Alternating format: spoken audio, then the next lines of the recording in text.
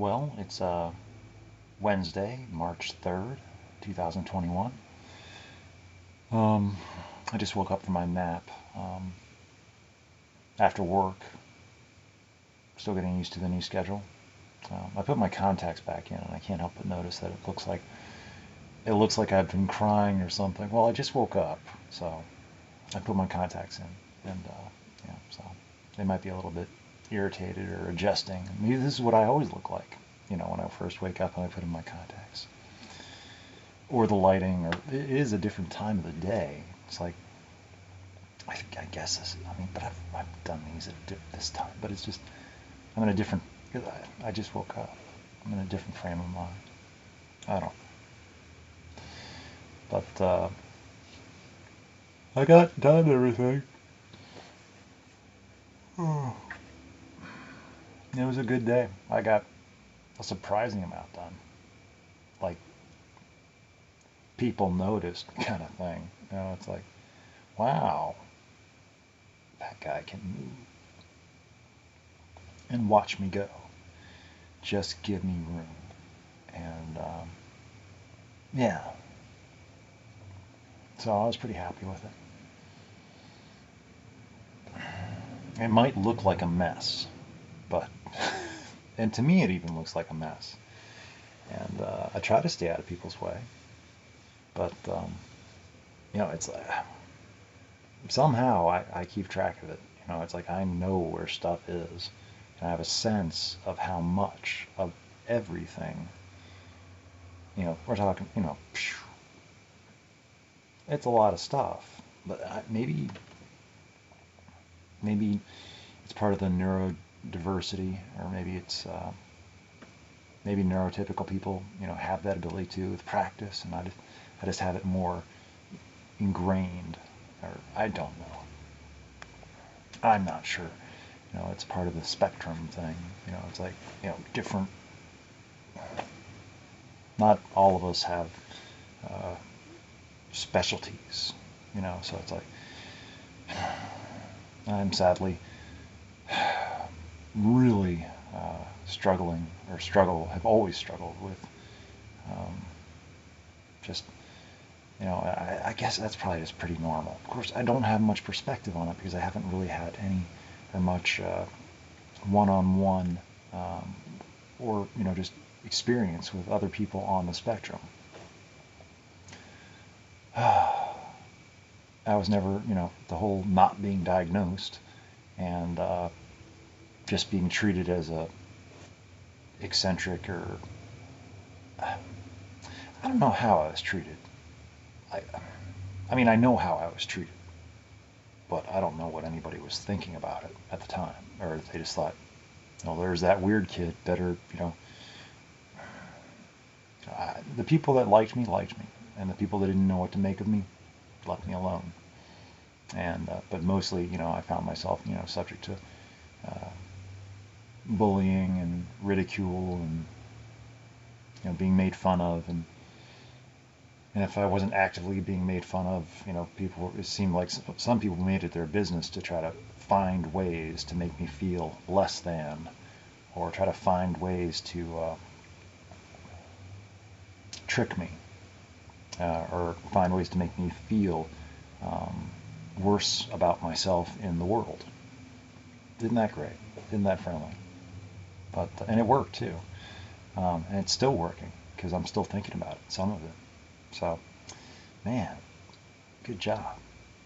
But how people treat other people, I have no control over that. So it's like, and how I feel about it now, I can get over it, or I can talk about it. I think there's something to be learned from it, something to share about it. So it's not like, I don't feel alone about it, and I understand about it more than what I used to. So it's like I don't really feel any lasting grudge towards any individual. I feel more just of a sense of understanding for the individual at the time that was participating and behaving and believing that that was socially acceptable way to treat another human being. And I also understand the person that was receiving it and how they didn't know how to feel about it and what to do about it, and mostly just walked away in silence, trying not to antagonize or make the situation worse. You know? And that's what I still do today. It's like, if I don't know what to do, I will try to walk away and not to antagonize and make the situation worse. And, but I actually have some prouder moments, and I guess I had one recently with my old supervisor, Chris. It's like he was just really starting to press it's like my fault for having buttons exposed, but he was just finding them, or maybe I was just I was letting them get, pressed, and I was just not letting him get away with that. I was just calling him on it, and it's like, it felt good. Because I guess, and also he probably wasn't used to it. People, I don't know, standing up for themselves. Me being a subordinate. I'm supposed to, just who knows. But I definitely left him with a sense of incompleteness. Now he didn't leave that store thinking that he was well liked and is going to be missed. No, at least for my part, it was kind of like a thing where it's like, good, I'm glad you're leaving. So, anyway, I had fun with that. It wasn't intentional, it wasn't planned. It was just like, it was the way of things. And, I couldn't have, I don't know if I'll remember what I'm even talking about. But, there's like those private moments, like I'll just keep them, because they lose something in translation. They'll never mean to anything, even myself at a later time. If I don't remember it, then but maybe this will spark it. Like, remember that time? So, and even then, I'll just see the appreciation of the moment anyway, that something happened for me and I liked it, and I'm trying to record it or get that memory. So anyway, so yeah, and after I got back, I was just, I wanted to write something, but I couldn't. And I don't know why that happens. And I was thinking about writing about why I can't write. Then I decided to give up on the whole thing and just take a nap, because it was just like too much energy and I couldn't be bothered. And it just wasn't working anyway. So I was like, I want to write about not being able to write, or write about this or that, and it just wasn't working. And I did, write a little bit of something. So that's a phrase, basically.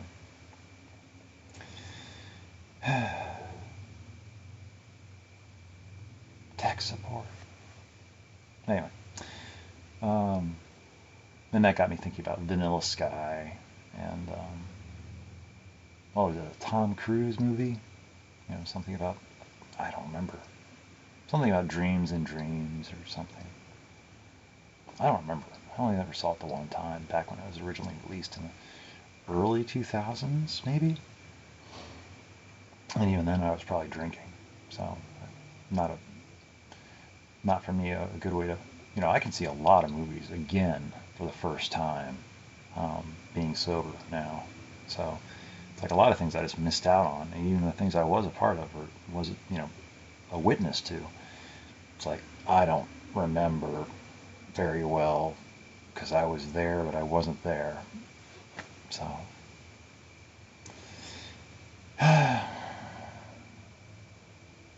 they say that emotionally you stop developing as soon as you start, making drinking your habit to cope with life. Or I don't know exactly how it works, but you stop emotionally developing, and also probably developing in other, socially developing. I just know that I just stopped. Everything just stopped.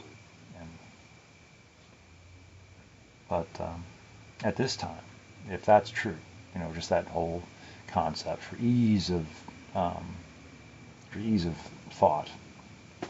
You know, you know, some people like it to use it because it means that, oh, you know, don't expect too much out of me because I'm only emotionally 19 or something. Well, for me, you know, it's like, you know, and it's all, you know, so you give people a little bit of breathing space, a little bit more breathing space, especially if they're like, you know, if they're in their, like, you know, an older person and they're just getting sober. It's like they might have been drinking that way for 30, 40 years or even 20 years, and they're just not emotionally who you'd expect them to be.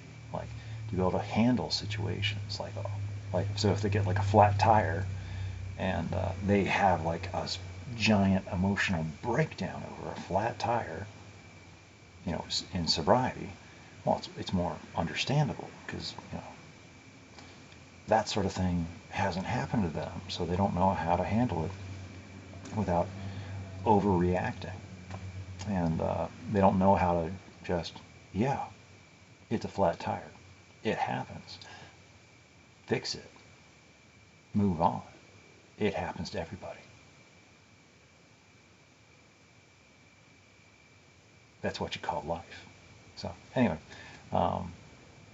but to an alcoholic in recovery, it's like, oh, this is the end of the world. Oh, why me? Why me? Um, and it could send somebody out into a relapse, or get angry or a tantrum, and lead to this, and it could lead to you know, treating somebody else, and like it could just start a whole thing, just a flat tire, or it could even be something smaller than that. It could even just be somebody being cut off in traffic, or a four-way stop sign showdown. Yeah, that doesn't happen. Or just anything. It doesn't have to be anything, really. It could be somebody gives somebody the wrong look, or somebody gives somebody the wrong good morning, or says good morning the wrong way, or it doesn't even have. They could just wake up and have the wrong thought, or no thought. An alcoholic doesn't really need a reason to just pick up a first drink, or want to, or just go do it. And they really don't. Cunning, baffling, powerful, insidious, and treacherous. So, what was I even talking about? Dang it. Oh yeah, emotional age. So, by this point, if I consider myself, I didn't really start drinking every day or in earnest as much as I could until I got to, you know, college, university at West Virginia, out in Morgantown, and you know, going to bars every weekend and fraternity parties every so often. But I was never in a fraternity, you know, but I had no problem tagging along, or, you know, trying to find out, you know, because other people in my dormitory, you know, were going. So I would kind of tag along. I was the tag along guy. You know, I was never really a part of the social clique, but I was always trying to figure out who I should, you know, hang out with, and try to kind of attach myself to their group because they were going someplace that I might think that I wanted to go to, because I don't know, to see what I could see and try to fit in, or do I don't know, have fun. I don't remember. But I don't remember actually doing anything whenever I go. It's like I didn't really talk to anybody. You know, I just drank, obviously, and I guess I was there. But, and I actually do remember, you know, like going to places, you know, in bars and things, and talking to, you know, some interesting people, making some really interesting friends, and accidentally getting, you know, over emotionally involved a time or two. And also, you know, people, that'll be something for later, you know, people getting overly emotionally involved with me without my permission, or my, you know, I didn't like it. You know, it was like I was okay with it as long as they behaved But then it's like, it's like I could see it was causing them um, difficulty. And so it's like I had to go. It's like, and it just got awkward. Like awkward. Which now it's like, oh yeah, so that makes sense. So a lot of things make sense nowadays. So more than they ever did in the past. The whole being diagnosed thing, it really does throw, uh, a, a wonderful light on everything that didn't used to be there. I mean, it was always there, but it was just like hidden from me, like that pale shadow. And still, I forget about it too. That's crazy. So my emotional age, um, I guess I really started drinking probably around 18 or 19. I don't know when you'd call it. And I didn't start drinking every day until probably about I got out of college. I didn't actually even drink every day in college. It was more just a weekend thing. I didn't even have alcohol in the house a lot of times, all the way up through University Avenue.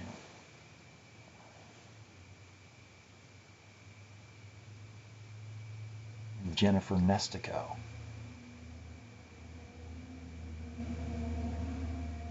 Was that my last apartment?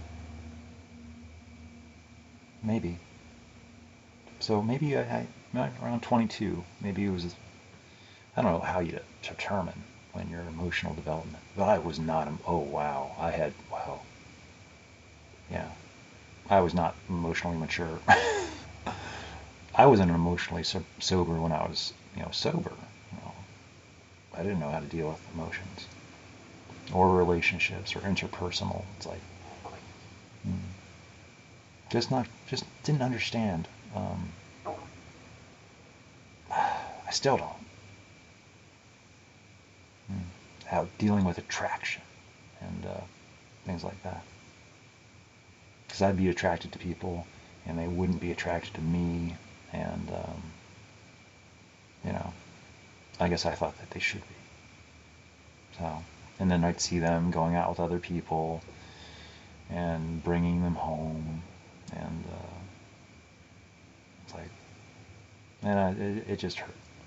So, kind of I don't know what you'd call it, a romantic comedy or a romantic tragedy, but I don't know. Can't force a relationship, and you can't pretend a relationship, especially if the other person isn't even aware of it, you know. So, did I learn anything? No, but I have the experience that I can look back on and be like, oh, so I can it sheds new perspective on things or something. In theory, it's good that it happened the way it did.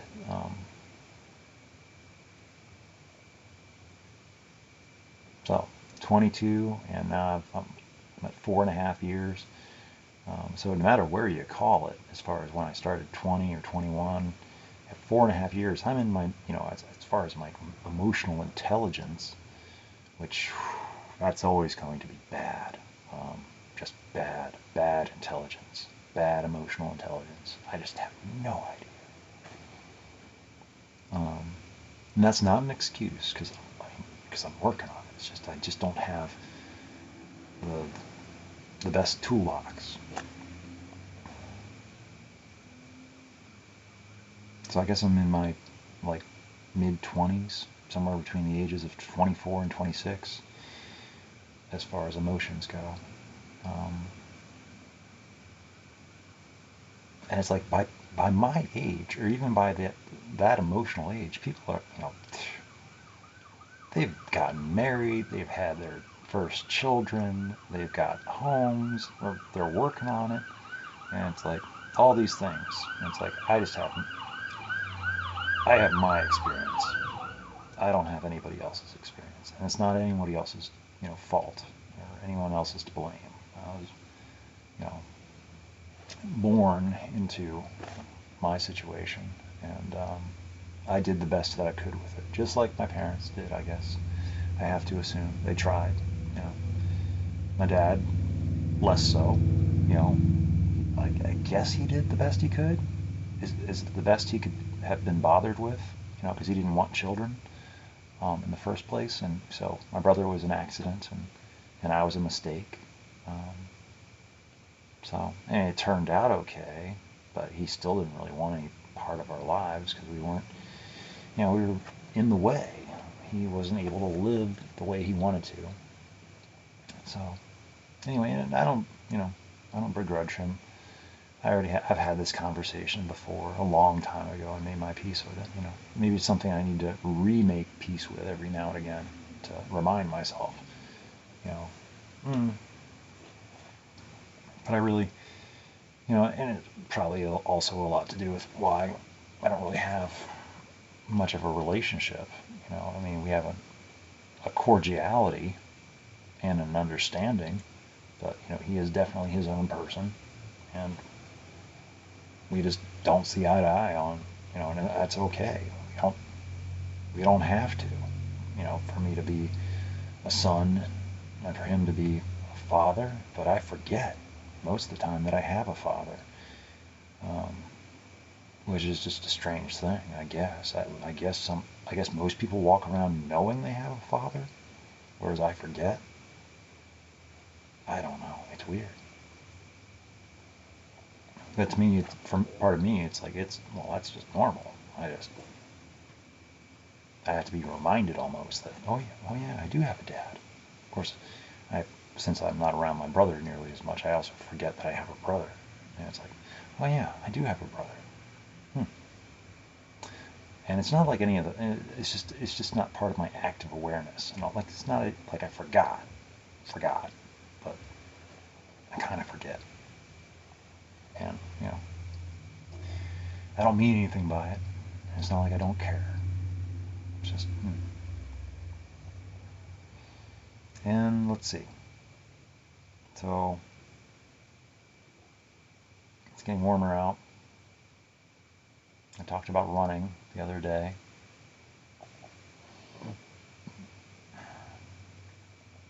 I wonder if I'll try tomorrow.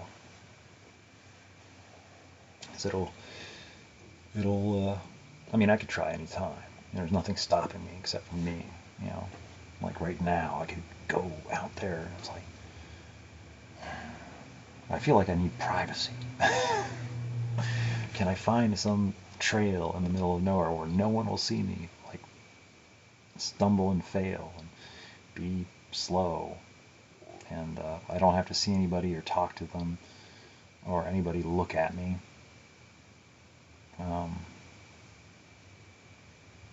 So we'll figure it out, all of us. And then work went well. I've already talked about that. And I guess I'm going to write about the story for Barbara. That miscommunication where she thought my change in schedule meant that we weren't going to meetings anymore. Goodbye. No. Wow. If that's what she thought, she must have thought terribly of me for how it's like, like I told her my new schedule and I told her, I thought she understood, the whole, well, I won't be awake for when you're used to me calling you.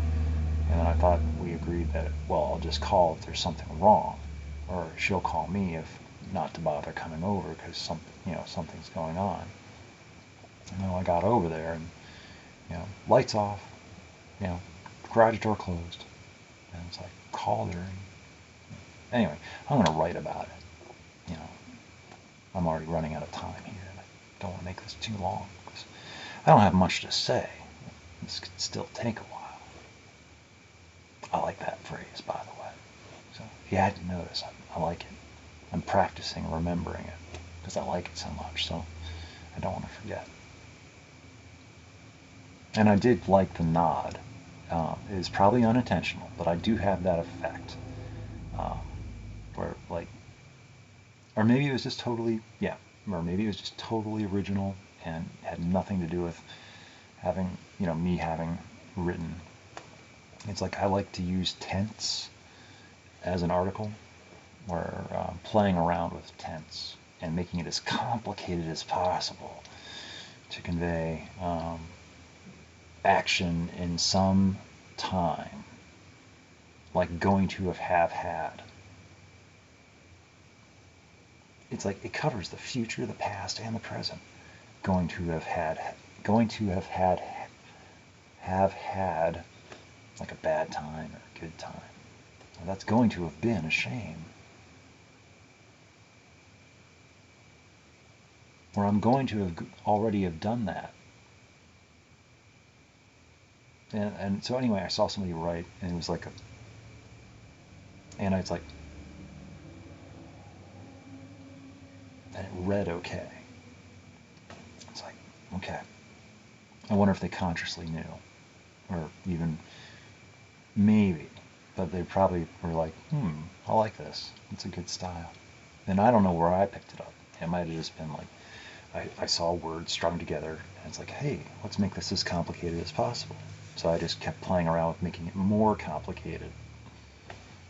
Because I can take an entire sentence and then it's like,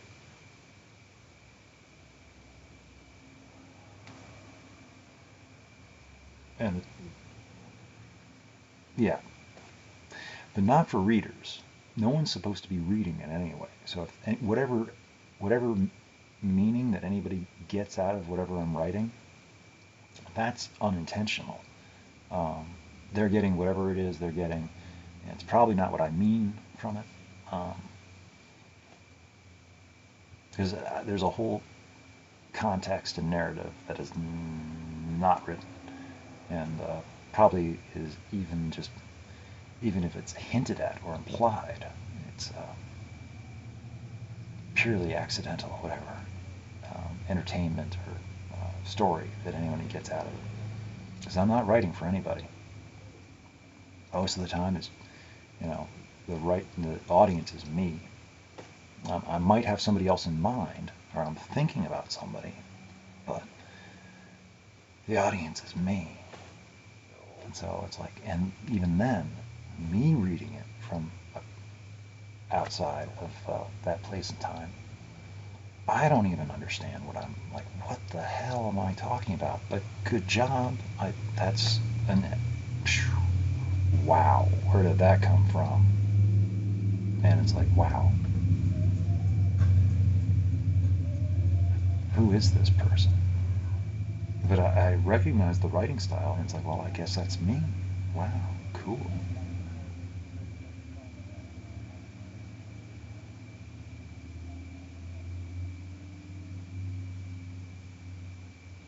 Anyway, so this has taken a while. I'm surprised. And I'm going to delete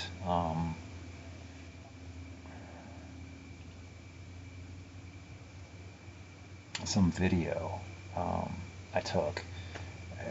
I didn't even upload it. I just didn't like it. I was thinking about it, and I rewatched it today, and it's like, I like the spirit of it, but the content, it's just not much I can work with. Or at least the mood has changed, and I just don't even see the value in it. So it would just take up space and be a video for nothing.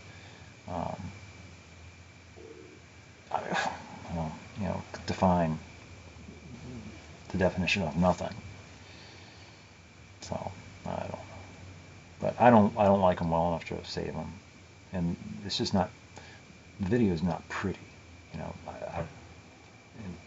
just torrential waters, flood waters, and it's just kind of, the water is just kind of ugly looking, dark and murky and turbid. So it's like, we all know what floodwaters look like.